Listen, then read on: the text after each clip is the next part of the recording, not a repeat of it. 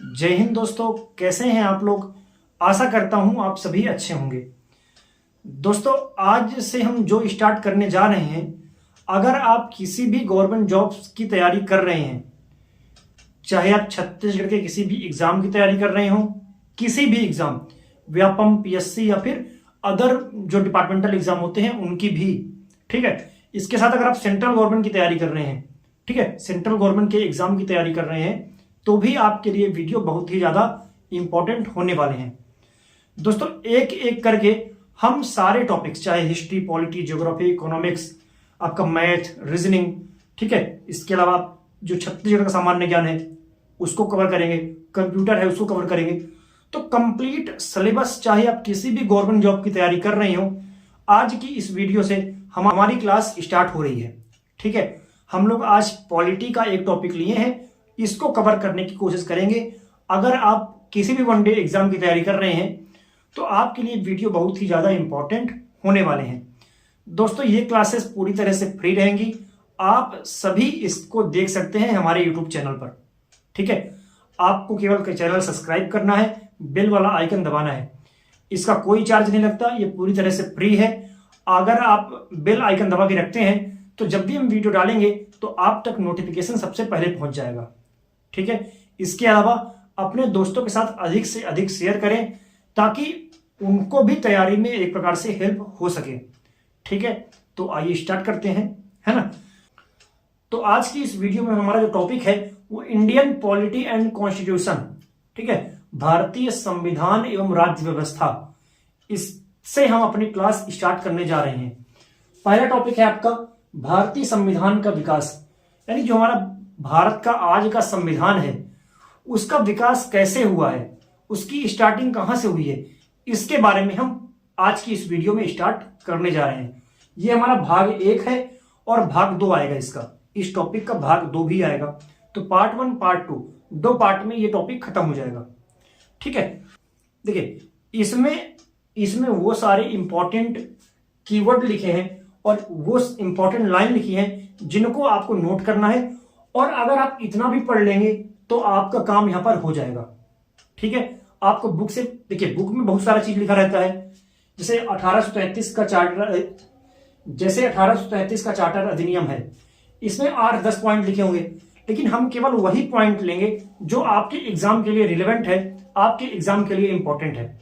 ठीक है, तो जो भारत का संविधान का विकास कैसे हुआ है, तो आज की इस वीडियो में हम 1857 की जो क्रांति हुई थी उसके पहले तक के सारे अधिनियम ले रहे हैं। इसके बाद हम 1857 की क्रांति के बाद जो 1858 में अधिनियम आया था वहां से लेके पूरा 1947 तक के अधिनियम कवर करेंगे।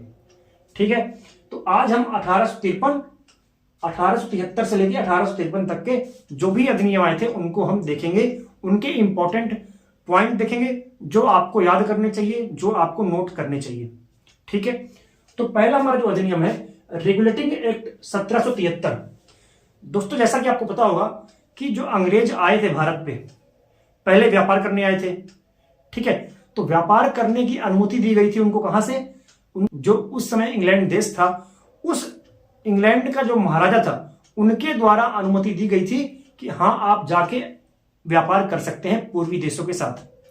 ठीक है, तो जो अंग्रेज भारत आए थे व्यापार करने के लिए, तो केवल व्यापार करने आए थे पहले शुरू में। ठीक है, ऐसा बोला जाता है कि केवल व्यापार करने आए थे शुरू में वो, बाद में उनकी इच्छा हुई, उनकी लालच बढ़ी, तो तब जाकर उन्होंने भारतीय राज्यों का जो है अतिक्रमण, भारतीय राज्यों का उन्होंने कब्जा किया, एक एक करके कब्जा करते गए। ठीक है, और एक समय ऐसा आया जब लगभग संपूर्ण भारत पर उनका नियंत्रण था। ठीक है, तो क्या हुआ कि जो कंपनी आई थी व्यापार करने के लिए, तो उसने, जैसे पता होगा आपको कि 1757 में आपका प्लासी का युद्ध हुआ था और 1764 पे बक्सर का युद्ध हुआ था। ठीक है, तो इस युद्ध के बाद क्या हुआ, 1757 में जो युद्ध हुआ उसमें बंगाल पर इन्होंने कब्जा कर लिया। ठीक है, अब जो 1764 का युद्ध हुआ उसमें इन्होंने बंगाल, अवध, इन सारे क्षेत्रों पर नियंत्रण स्थापित कर लिया था। तो हुआ ये कि अब इन्होंने जब नियंत्रण स्थापित कर लिया है तो अब ये केवल व्यापारिक कंपनी नहीं रही, है ना। आपको पता होगा कि अगर ये व्यापार करते केवल, तो व्यापारिक कंपनी रहते, लेकिन इन्होंने नियंत्रण करना भी स्टार्ट कर लिया भारतीय क्षेत्रों पर, और कंपनी की भी कुछ जरूरतें थी गवर्नमेंट से। ठीक है, कि जब कंपनी डिमांड की ब्रिटिश गवर्नमेंट से कि हमको इतने पैसों की जरूरत है या हमको इन चीजों की जरूरत है, तो गवर्नमेंट ने क्या किया, उन्होंने इस कंपनी पर नियंत्रण स्थापित करना प्रारंभ कर दिया। यहां से जो 1773 का रेगुलेटिंग एक्ट था, यहां से इन्होंने ब्रिटिश गवर्नमेंट ने कंपनी के ऊपर नियंत्रण करना स्थापित कर दिया।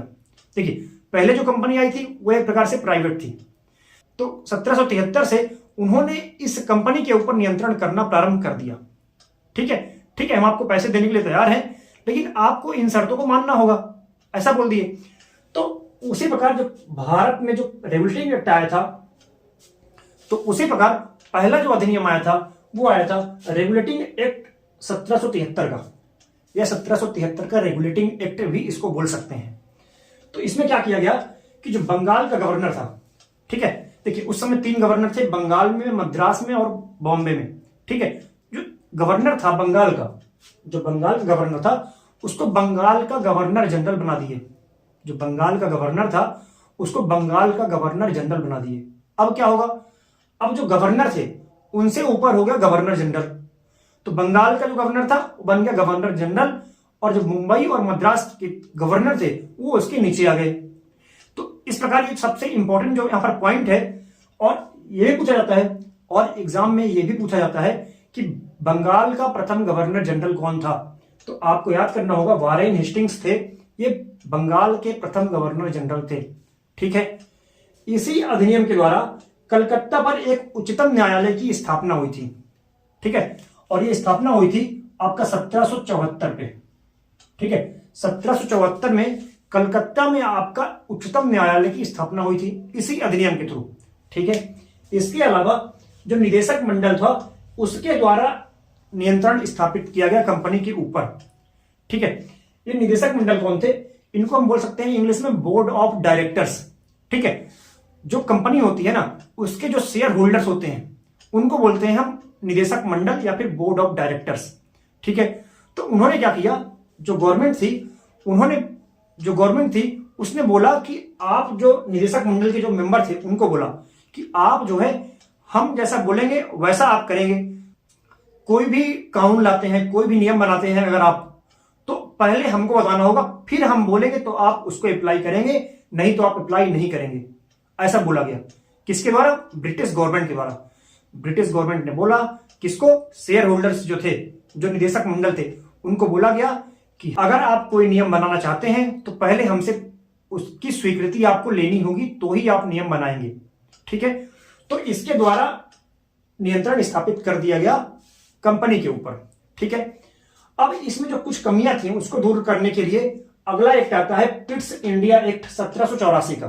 ठीक है, 1784 का पिट्स इंडिया एक्ट। इसमें क्या किया गया कि जैसे निदेशक मंडल था ना, वैसे ही बना दिया गया क्या, एक नियंत्रक मंडल। देखिए, निदेशक मंडल कौन थे, जो शेयर होल्डर थे वो, और जो नियंत्रक मंडल था ये कौन थे, ये ब्रिटिश गवर्नमेंट में बनाया गया। ठीक है, जैसे संसद है, मान लीजिए संसद के कुछ मेंबर या बड़े बड़े जो अधिकारी होते हैं उनका एक समूह बना दिया गया, उनके द्वारा अब इस निदेशक मंडल पर आपका नियंत्रण होगा। तो नियंत्रक मंडल क्या करेगा, जो भारत में प्रशासनिक कार्य हो रहे हैं, जो नियंत्रण स्थापित कर रहे हैं कंपनी वाले, उसको कौन कंट्रोल करेगा, नियंत्रक मंडल। और नियंत्रक मंडल में सदस्य कौन होते थे, जो ब्रिटिश गवर्नमेंट के एम्प्लॉय, जो ब्रिटिश गवर्नमेंट के जो चाहे संसद के सदस्य हो या फिर बड़े बड़े जो अधिकारी हो, राज्य सचिव हो, वो होते थे। ठीक है, वो नियंत्रण स्थापित करते थे कंपनी के ऊपर। ठीक है ना, कंपनी के ऊपर मतलब इनके ऊपर, और कंपनी के ऊपर भी नियंत्रण एक प्रकार से होगा ही, है ना। अगला हमारा है 1813 का चार्टर एक्ट। फिर आता है 1813 का चार्टर एक्ट। ध्यान रखें, इसमें क्या किया गया कि कंपनी का भारत के व्यापार पर नियंत्रण समाप्त कर दिया गया। यानी कि अब भारत पर कोई भी कंपनी व्यापार कर सकती है। पहले क्या था, पहले केवल इसी कंपनी को जो है व्यापार करने की अनुमति दी गई थी, लेकिन 1813 में जब बहुत सारे लोग देखे कि हाँ कंपनी इतने ज्यादा प्रॉफिट अर्जित कर रही है इंडिया में, तो क्या किया, तो बहुत सारे जो बड़े बड़े निवेशक थे उन्होंने क्या बोला कि हमको भी व्यापार करने की अनुमति दे। उन्होंने दबाव बनाया किसके ऊपर? ब्रिटिश गवर्नमेंट के ऊपर। तो उनको अनुमति मिल गई कि अब कंपनी का जो भारत के व्यापार पर नियंत्रण समाप्त किया जाता है, यानी अब कोई भी ब्रिटिश का नागरिक जाके वहां पर व्यापार कर सकता है। ठीक है। इसके अलावा चीन पर और चाय पर, जो चीन पर व्यापार हो रहा है और चाय पर, उस पर केवल अभी इसी कंपनी बस का नियंत्रण रहेगा। अभी कोई और इस पे व्यापार नहीं कर सकता। ठीक है। अगला हमारा है 1833 का चार्टर एक्ट। एक बात आप ध्यान रखेंगे, याद करने की ट्रिक है कि 1813 के बाद आता है 1833, 20 साल बाद, और फिर 20 साल बाद 1853 का एक्ट। ठीक है। तो ये हर 20 साल में आ रहे हैं 3 एक्ट। ठीक है ना। तो 1833 में क्या किया गया कि जो बंगाल का गवर्नर जनरल था, यहां पर आए थे ना, बंगाल का जो गवर्नर जनरल था उसको बना दिया गया भारत का गवर्नर जनरल। जो बंगाल का गवर्नर जनरल था उसको बना दिया संपूर्ण भारत का गवर्नर जनरल। यानी कि अब एक प्रकार से वो पूरे भारत के लिए कानून बनाएगा कौन? भारत का गवर्नर जनरल। ठीक है। अब सारे जो ब्रिटिश क्षेत्र का आधिपत्य है वो उसी के कंट्रोल पे होगा, भारत के गवर्नर जनरल के। और सबसे ज्यादा इंपॉर्टेंट जो क्वेश्चन है कि भारत का प्रथम गवर्नर जनरल कौन था? तो लॉर्ड विलियम बेंटिक भारत के प्रथम गवर्नर जनरल थे। ठीक है। अगला है, इसी अधिनियम के द्वारा 1835 में विधि आयोग की स्थापना हुई थी। ठीक है। क्या था? जैसे मान लीजिए कि एक मद्रास हो गया इनका प्रांत, एक था मान लीजिए बंगाल, फिर बॉम्बे। तो क्या था? अलग अलग प्रांतों में अलग अलग दोष के लिए अलग अलग सजा। जैसे मान लीजिए कोई मर्डर कर दिया तो मर्डर के लिए मान लीजिए कहीं पर फांसी है, कहीं पर कारावास है, कहीं पर कुछ है। ठीक है। तो सभी जगह अलग अलग कानून थे। तो कानून में समता लाने के लिए, एक कानून पूरे भारत पर चलाने के लिए विधि आयोग का गठन किया गया और इसके अध्यक्ष थे लॉर्ड मैकाले। तो लॉर्ड मैकाले की अध्यक्षता में विधि आयोग का गठन हुआ 1835 पे, और यह भारत का प्रथम विधि आयोग था। ठीक है। भारत का प्रथम विधि आयोग 1835 में बना था, जिसके अध्यक्ष लॉर्ड मैकाले थे। ठीक है। अगला पॉइंट है आपका 1853 का चार्टर अधिनियम। ठीक है। अब क्या हुआ कि सिविल सेवा, जो सिविल सर्विस है, उसमें सुधार करने के लिए एक कमेटी बनाई गई, एक समिति बनाई गई, और इस समिति के अध्यक्ष भी लॉर्ड मैकाले थे आपका। ठीक है। और यह समिति बनी थी 1854 में। अधिनियम था 1853 का, लेकिन इसी अधिनियम के द्वारा 1854 में कमेटी बनती है सिविल सर्विस में सुधार के लिए, और जिसके अध्यक्ष मैकाले थे। ठीक है ना। अगला हमारा है कि गवर्नर जनरल के विधायी और प्रशासनिक कार्यों को अलग कर दिया गया। जैसे आज हमारी संसद है, उसमें विधायिका अलग है, कार्यपालिका अलग है। ठीक है। विधायिका केवल विधि बनाती है, कार्यपालिका उनको लागू करती है। तो इसी प्रकार यहां पर जो गवर्नर जनरल था उसको आप प्रधानमंत्री मान लीजिए, और जो विधायी और प्रशासनिक कार्य अलग अलग हो गए यहां पर।